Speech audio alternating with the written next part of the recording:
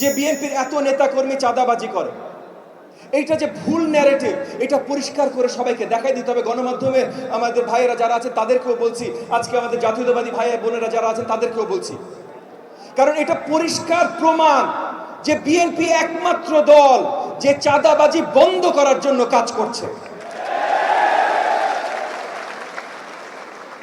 অন্য কোন দলে কোনদিনও শুনেছেন চাঁদাবাজি ধরা পড়েছে বলে তারা দল থেকে বহিষ্কার করেছে?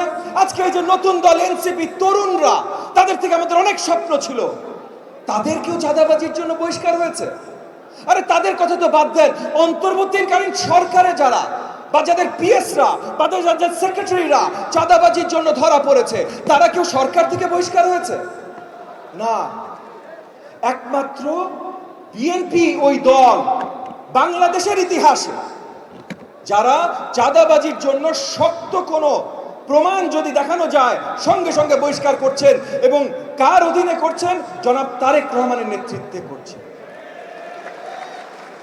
জনাব তারেক রহমান সহ আপনারা সবাই একটা উদাহরণ সৃষ্টি করছেন যে আপনারা আগামীতে চাঁদাবাজি মেনে নেবেন না। এইটার জন্য ভাই আপনাদের সবাইকে আমি একটা করতালি দিতে চাই, আপনারা যদি আমাকে জয়েন করতে চান। চাঁদাবাজি বিএনপি শুরু করে নাই, নতুন বাংলাদেশে শুরু হয় নাই, তবে নতুন বাংলাদেশে উদাহরণ সৃষ্টি বিএনপি করেছে, আপনারা করেছেন, জনাব তারেক রহমানের নেতৃত্বে করেছেন, যে চাঁদাবাজি আর আপনারা সহ্য করবেন না। এইটা হলো নতুন বাংলাদেশ। একই সাথে নতুন বাংলাদেশ নিয়ে যদি কথা বলতে হয়, আমরা এখন সংস্কার নিয়ে কথা বলি, সবাই সংস্কার নিয়ে কথা বলছে, এবং এগেন আরেকবার ভুল ন্যারেটিভ, আপনাদের বিরুদ্ধে কথা এসছে, আপনারা সংস্কার চান না নির্বাচন চান। প্রথম সংস্কার আলোচনা আনলো কারা? 31 দফা। 31 দফার মাধ্যমে প্রথম বাংলাদেশের জনগণের কাছে যাওয়া হলো, এবং 31 দফা প্রথমে বিএনপি মানে আপনাদের জাতীয়তাবাদী দল আপনারা নিজেরা করলেন, তারপর যুবপথ আন্দোলনে আমরা যারা ছিলাম আমাদেরকে ডাকলেন, আমাদেরকে আমন্ত্রণ জানাইলেন, আমরা সবাই মিলে আলোচনা করে 31 দফা আমরা নির্ণয় করলাম বাংলাদেশের জনগণকে সঠিক গণতন্ত্র উপহার দিতে হইলে এই 31 দফা লাগবে। তাহলে প্রথম সংস্কার কারা দিল ভাই? কারা নিয়ে আসলো? বিএনপি নিয়ে আসলো, আমরা নিয়ে আসলাম।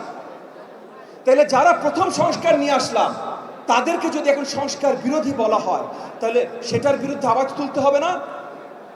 কারণ যারা বলছে সংস্কার আমরা আগে চাই না, আমরা শুধু নির্বাচন চাই, তাদেরকে একটু মনে করিয়ে দেন ভাই, গত 6 বছরের সরকারে সিলেটের সব সাদা পাথর উধাও হয়ে গেছে, কেউ থামাইতে পারে নাই। গত 6 মাসের সরকারে সব জায়গায় কারাপশন ছড়িয়ে গেছে, কেউ থামাইতে পারে নাই। গত 12 মাসের সরকারে আইন শৃঙ্খলা কোনো জায়গায় ফেরত আনা যায় না। একটা কারণ আছে ভাই, আমরা নির্বাচন চাই। দেশকে, জনগণকে সঠিক পথে নিয়ে যাওয়ার জন্য নির্বাচনের অন্য কোনো অল্টারনেটিভ নাই, কখনো ছিল না, আগামীতেও কখনো আসবে না। তার জন্য আমরা নির্বাচন চাই। এই ন্যারেটিভটা আপনাদের সবার কাছ থেকে শক্তভাবে আসা অত্যন্ত গুরুত্বপূর্ণ, এবং একই সাথে আমার গণমাধ্যমের ভাই বোনদের আবার আবেদন জানাচ্ছি, আপনাদের কাছ থেকে আসা গুরুত্বপূর্ণ। আমরা নির্বাচন ভাই ক্ষমতায় যাওয়ার জন্য চাই না তো। আপনারাই বলছেন নির্বাচনের বিএনপি ক্ষমতায় যাবে। গত অনেক বছর কোনো নির্বাচন হয় নাই তো, তাহলে কে ক্ষমতায় যাবে? জনগণের উপরে ছেড়ে দেন না, কিন্তু জনগণের উপরে ছাড়েন, জনগণকে তাদের মূল্যবান ভোটটা দিতে দেন, এইটা থামাইতে চেষ্টা করেন না। তার জন্য বলছি আমাদের আন্দোলন এখনো শেষ হয় না। আমি আমার আলোচনা লম্বা করব না।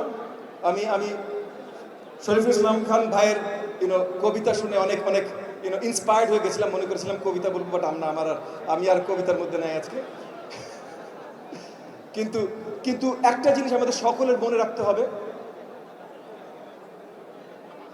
আগামী নির্বাচন যদিও সরকারের পক্ষ থেকে অ্যানাউন্সমেন্ট চলে এসেছে, অনেক জায়গায় অনেক শক্তি, এবং মাননীয় চেয়ারম্যান মহোদয়, আপনাদের চেয়ারম্যান মহোদয় এই কথাটা কয়েকবার তার অনেক বক্তব্যে বলেছেন, অনেক অদৃশ্য শক্তি অনেক জায়গা থেকে তাদের শক্ত প্রচেষ্টা আছে আগামী নির্বাচন যেন বাংলাদেশের জনগণ সঠিকভাবে সঠিক সময় না পায়। এই জায়গায় আমাদের সারাক্ষণ বিচক্ষণ থাকতে হবে। আমাদের ওই যে মুক্তাদির রোমিও বলে গেল মাঠে থাকার কথা, আমাদের মাঠে থাকতে হবে।